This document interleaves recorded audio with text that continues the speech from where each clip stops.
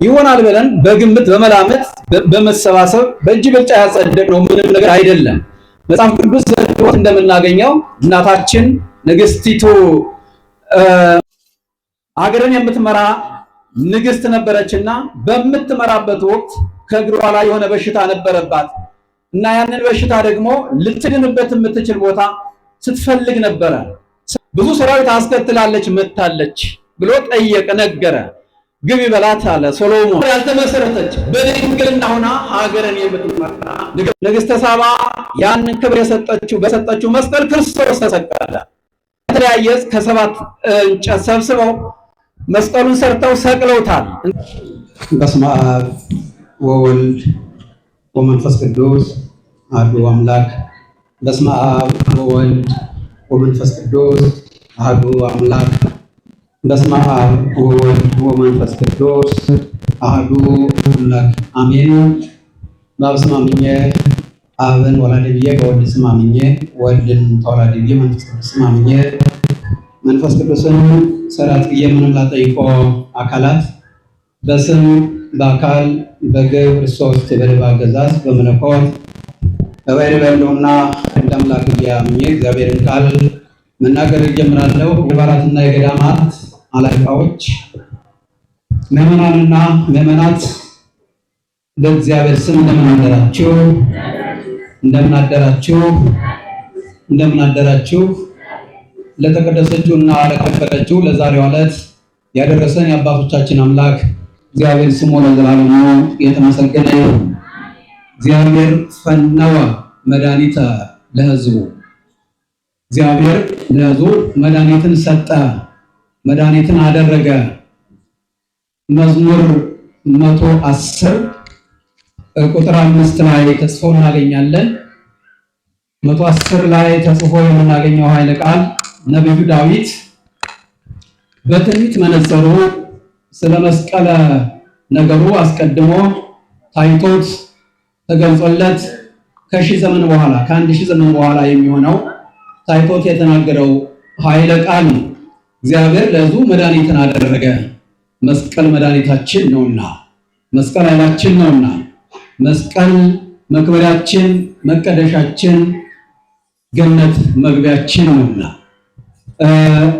ይህንን የተናገረልን ዛሬ እኛ እንድንሰበሰብ በመስቀሉም እንድንባረክ አስቀድሞ ያየው ትንቢት ነው።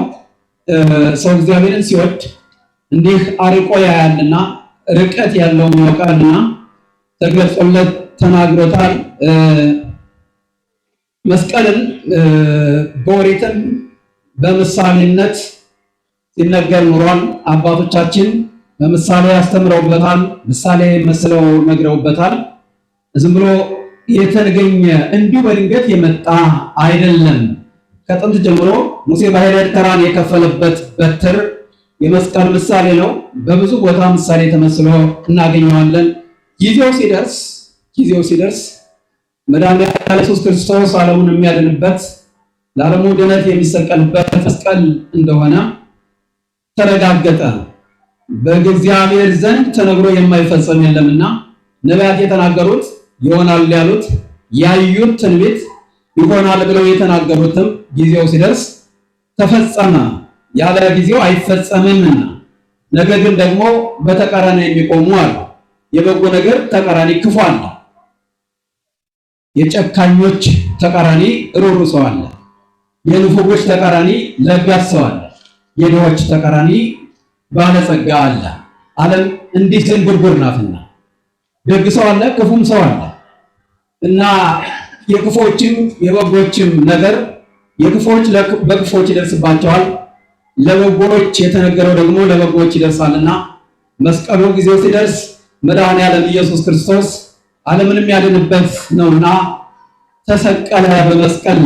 ይህ አፍቃሪ ወይ ታወቀ የተረጋገጠ ነገር ነበርና በመስቀል ላይ ተሰቅሎ ዓለምን አድኖበታል፣ ዓለምን ቀድሶበታል፣ አክብሮበታል። ያንን መስቀል ነው እኛ ዛሬ የምናከብረው።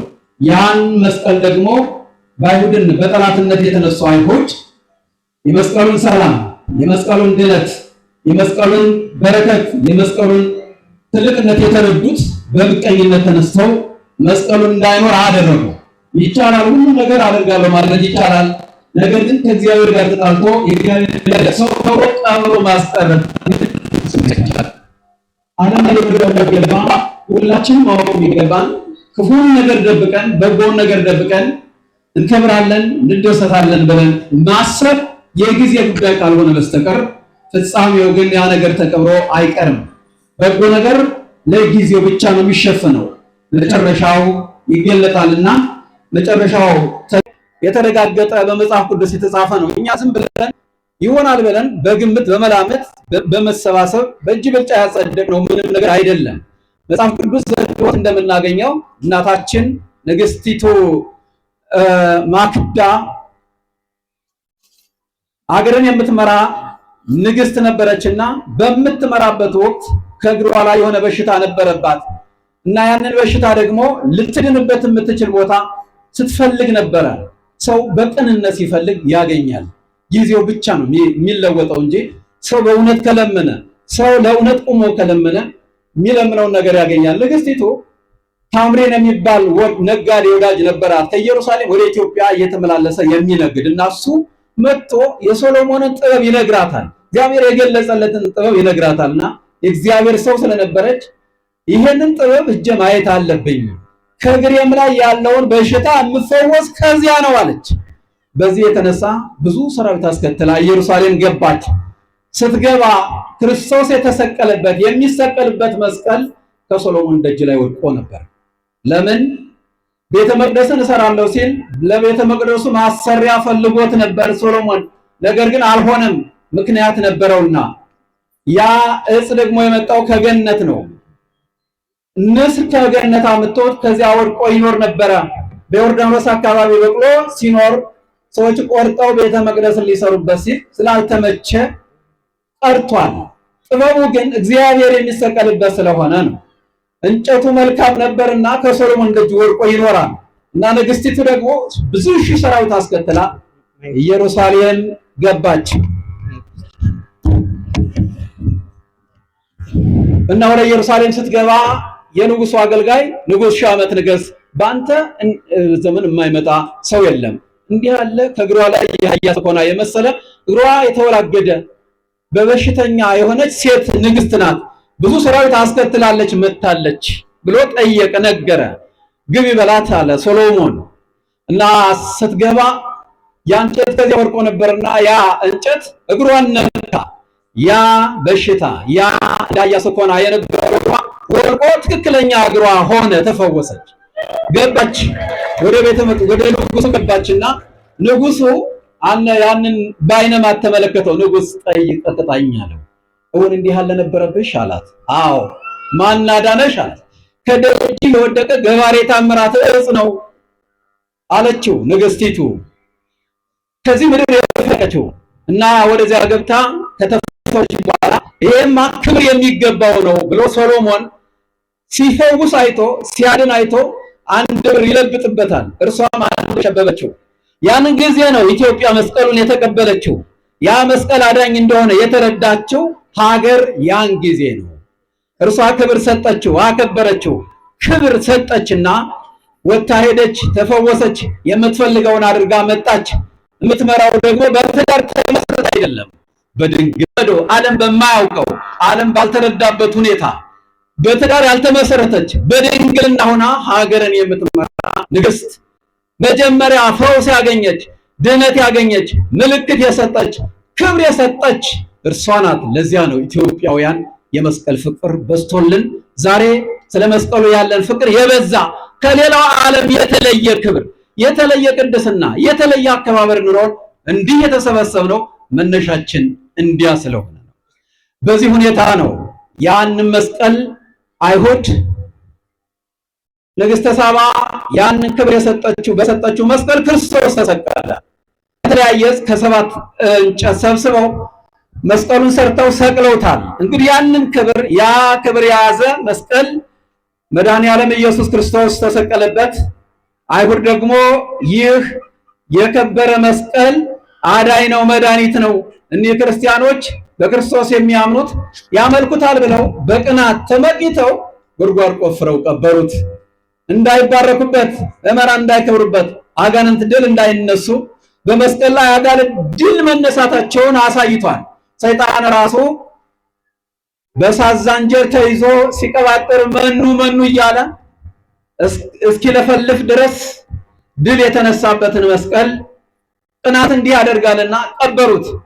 በጎን ነገር ቀብሩ፣ ሰላሙንም አንቅበረው፣ ፍቅሩንም አንቅበረው።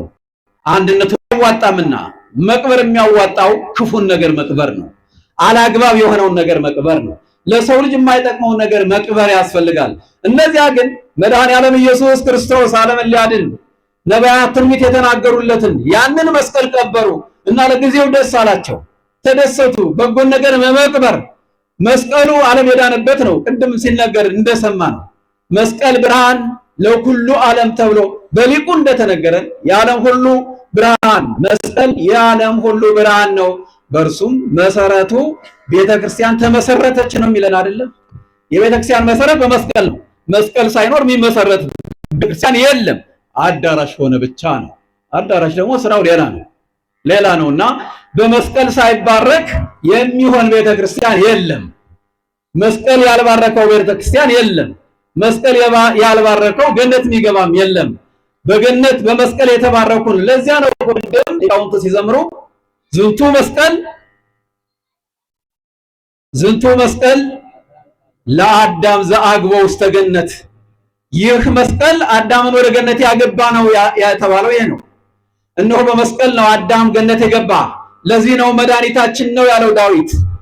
እግዚአብሔር ፈነወ መድኃኒተ ለሕዝቡ፣ እግዚአብሔር ለሕዝቡ መድኃኒትን ሰጠ። ሰዎች መድኃኒት እንዲሆናቸው፣ ክብር እንዲሆናቸው፣ ከጠላታቸው እንዲዋጉበት የክርስቲያኖች መሳሪያ፣ የክርስቲያኖች ድል መንሻ መስቀል ነውና ይህንን መድኃኒት ሰጠ እና አይሁድ ደግሞ በምቀኝነት ተነስተው ቀበሩት። 300 ዘመን በመሬት ውስጥ ተቀበረ። ተራራ ለቆሻሻውን የከተማን ቆሻሻ እየወሰዱ ደፉበት። አያችሁ፣ ክፉ ሰው፣ እግዚአብሔርን የማይወድ ሰው በቅናት ሲነሳ በጎውን ነገር እንዲህ አድርጎ በመቅበር እነሆ የራሳቸውን ክፉ የሆነ ያውም እኮ ሃይማኖታቸውን ይዘው አይደለም፣ ሃይማኖታቸውን ከፖለቲካ ጋር ቀላቅለው እያመለኩ እኮ ነው። ይሄ ነው ዓለምን እያደራበሸና እያገዳደለ ያለ። ምንድን ነበር ያሉት? የሃይማኖታቸውን ጽግ እኮ ሃይማኖታቸውን አምነው ይሆን መልካም በሆነ ነበረ። ነገር ግን እንዲህ ነው ያሉት፣ አልብለ ንጉሥ ዘይንበለ ቄሳር። ምን አገባቸው? ካህናት አይደሉ እንዴ? ከቄሳር ጋር ምን ጉዳይ አላቸው? ከቄሳር በቀር ሌላ ንጉሥ የለንም አሉ። ማንን ለመቃወም? ክርስቶስን ለመቃወም እንዲህ ነበር ያሉት። ስለዚህ ሃይማኖትን ከፖለቲካ ጋር ቀላቀሉና ኢየሩሳሌም የምትባል ሀገር እንድትጠፋ አደረጉ። ታሪክ አልባ እንዲሆኑ ሆኑ። እነሆ ከሀገራቸው እንዲሰደዱ፣ ታሪክ የሌላቸው ማንነታቸውን እንዲያጡ፣ ያላቸውን ሁሉ እንዳይኖራቸው አደረጉ። በክፋታቸው፣ በምቀኝነታቸው፣ በጥላቻቸው ለበጎ ነገር ጠላት በመሆናቸው ይደርሶብናልና ለበጎ ነገር ጠላት ስንሆን የሚደርስብን ባዶነት ነው፣ ጥድነት ነውና ከዚህ ልንጠነቀቅ ይገባል። ቀበሩት። ነገር ግን እግዚአብሔር ምክንያት ነበረውና ከ300 ዘመን በኋላ እግዚአብሔር እነሆ ያንን የሚፈልግ ሰው አስነሳ።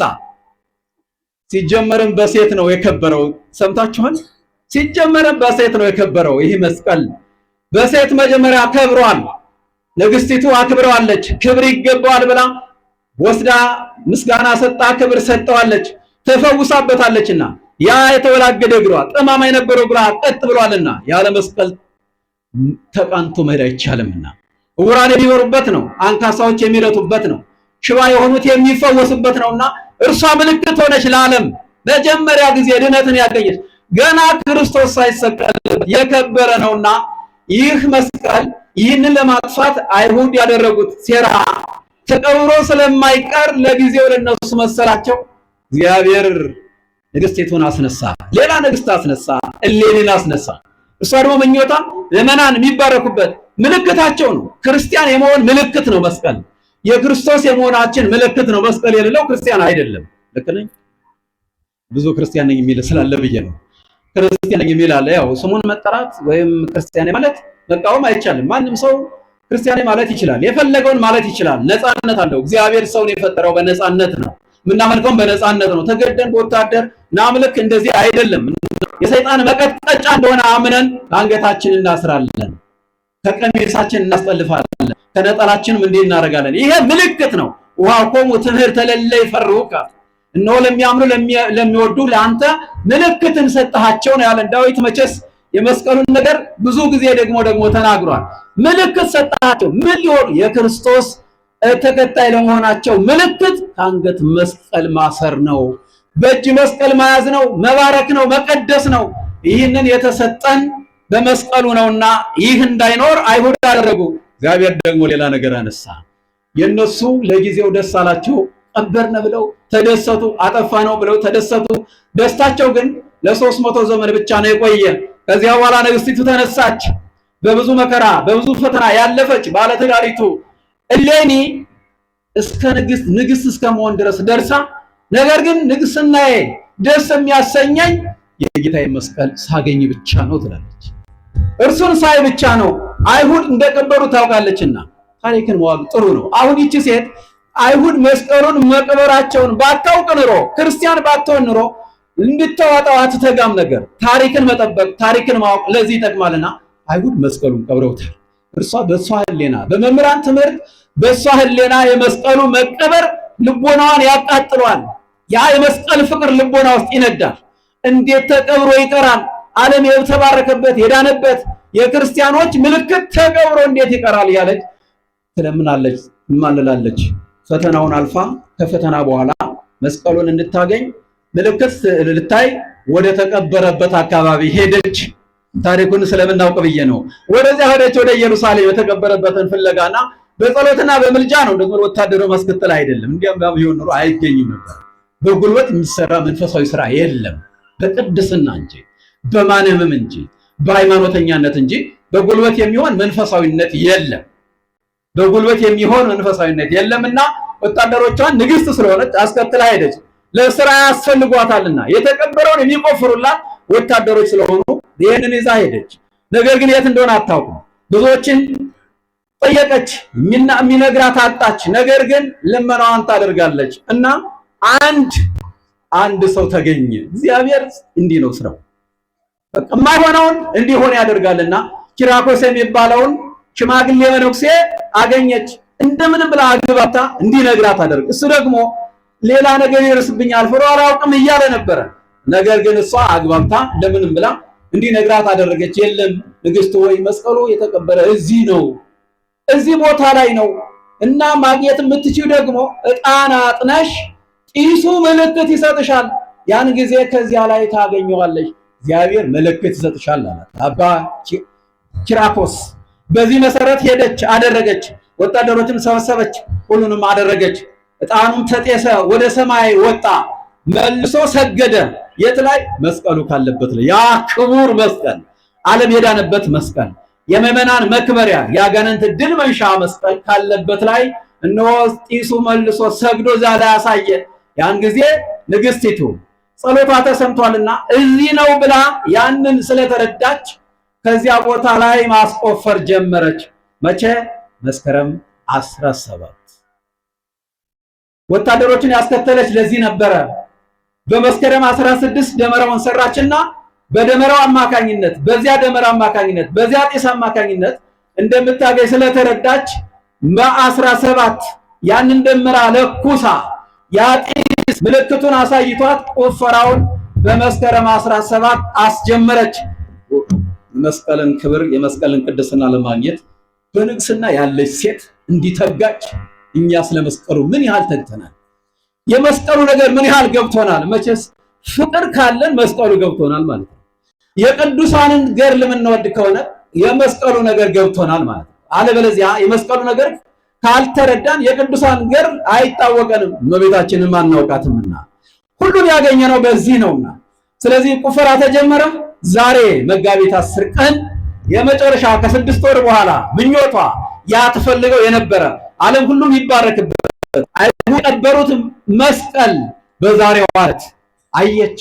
ተቆፍሮ እስከ 6 ወር ድረስ ቆፈራው አልቆ በ6ኛው ወር ዛሬ መጋቢት 10 መስቀሉ ወጣ እና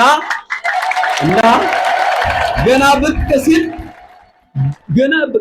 ንግስት እኮ ናት። ደስታዋን እንዴት ብዬ ልንገራችሁ? እንዲህ ነው ያለችው፣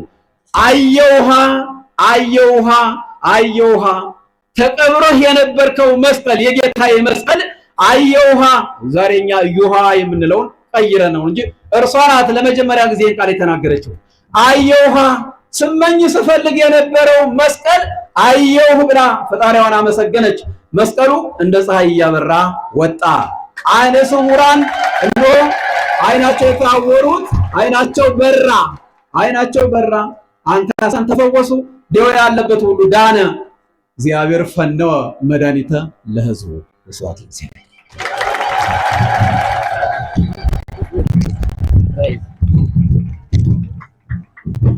በአባታችን ላይ ያስተማረን የመከረን የገሰጸን አምላካችን እግዚአብሔር ስሙ የተመሰገነ ይሁን። በአጭር ደቂቃ ሰፊውን መልእክት ያስተላለፉልን ሕይወት የሆነውን ቃል የመሰከሩልን አባታችን ቃለ ሕይወት ያሰማልን። የአገልግሎት ዘመናቸውን እግዚአብሔር ይባርክልን። እልል ብላችሁ እግዚአብሔር አመስግኑ።